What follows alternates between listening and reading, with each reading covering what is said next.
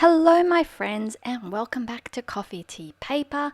My name is Louise, and today we're going to New Zealand. That's right. I'm sharing my travel video with you, and at the end, we'll do a flip through from my travel journal. Let's go!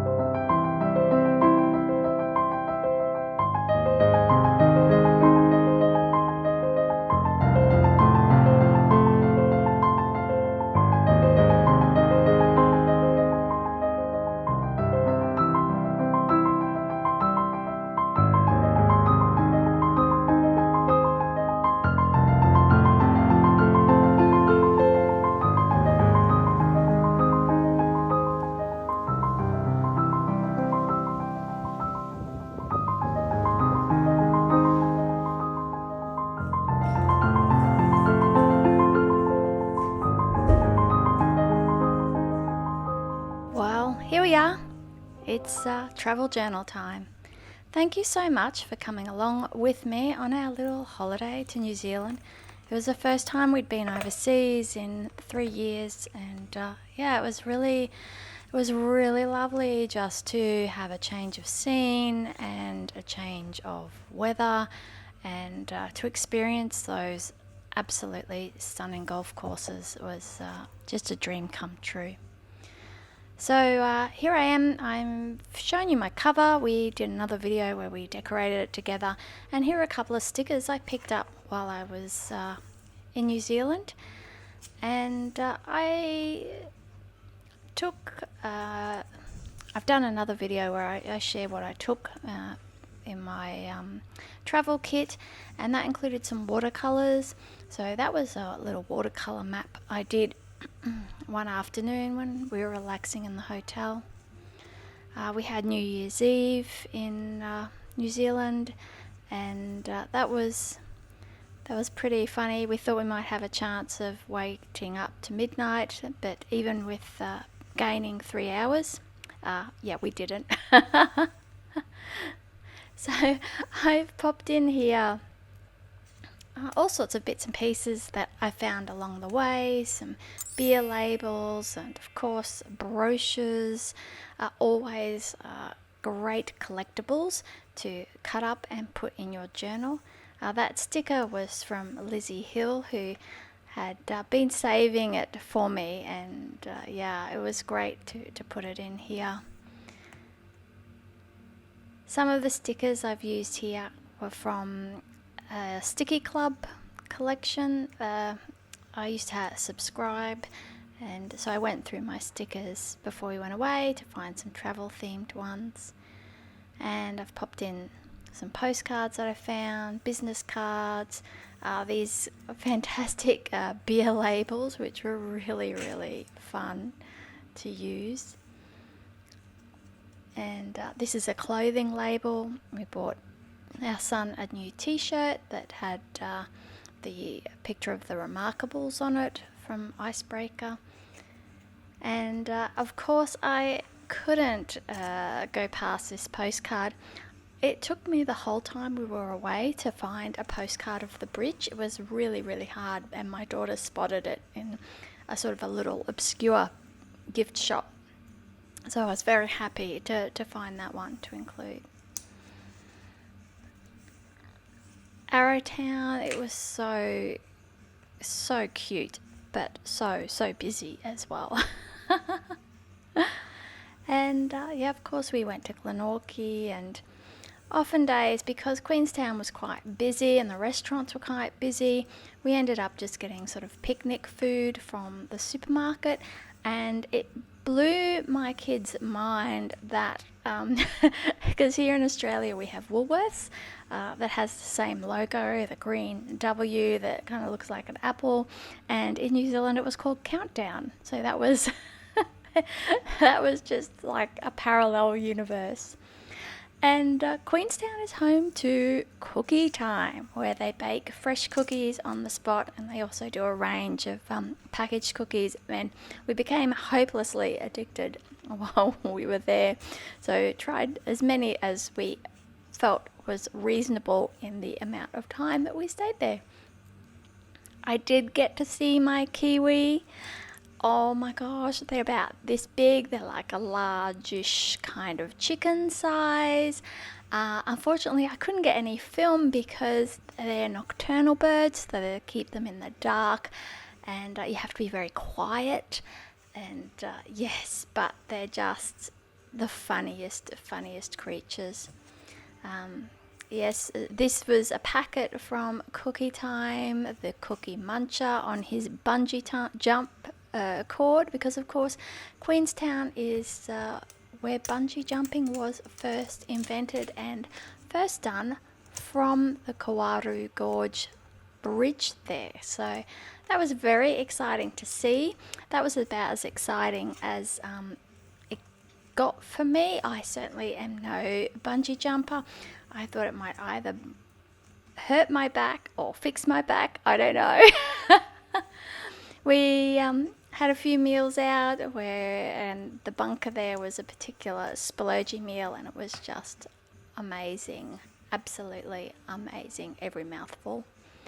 And of course, all the golf courses we visited, and Jack's Point was just absolutely stunning but incredibly difficult, and so I was thrilled that I got my first par 5, or I parred a par 5 for the first time during my golfing career, if you like. Another cookie time cookie, of course. And so I just collected business cards from restaurants we went to. Margot's was a Mexican. It was very, very delicious, very hip, very happening. And so we indulged there. The colour of the water that we saw, I tell you, there's no filters on that. It was absolutely as stunning and mesmerising as it looks on the video. I don't know why it has that intense azure blue colour, but my goodness, it's just stunning. And Lake Wakatipu was so clear and so beautiful and so cold. So it was quite funny. We saw some people trying to attempt to swim, and they kind of went in and then ran out very quickly. I've been using those little stick-in pockets from the Traveller's Notebook Company, and they have been great for putting in business cards and tickets. And I'm not sure how many I used, but I think I used about 5 or 6 just in this journal, and it was only a fairly short holiday, so I'm definitely going to be stocking up on them for future use. And I've left spaces, so when I was journaling when we were away, I actually left spaces to put the photos that I printed out using my Instax printer, because I didn't want to take that. I left it at home, but I knew the size, and so I just left the appropriate spaces to put those photos in later. We got this little free drinks card from the hotel that we stayed at. Unfortunately, their bar was only open like 2 nights that we were there, and it was crowded, so we didn't use it. But that's okay. It's good journal fodder. We had priority baggage and heavy baggage because we had all our golf clubs, and we only took 2 suitcases between the 4 of us. And as you would have seen in the video, most of that was socks. Yeah. I wrote after I got home what was in my travel journal kit and what I used and what I would take again and what I didn't use or what I wouldn't take again, but I'll save that for another video because I think that sort of thing is quite useful if you're putting together a travel journal kit, or even a journal kit to take out with you to cafes or just on the go at home, not necessarily traveling. And so I found this nice vintage map postcard and stuck that in. And of course, you can find tourist maps and things at airports or information centres, and those things seem really clear at the time and you'll think you'll remember it, but when you look back, it's amazing how things fade over time, which is the beauty of travel journals. So thank you so much for joining me on our little holiday and looking through the journal with me, and I'll see you next time. Bye.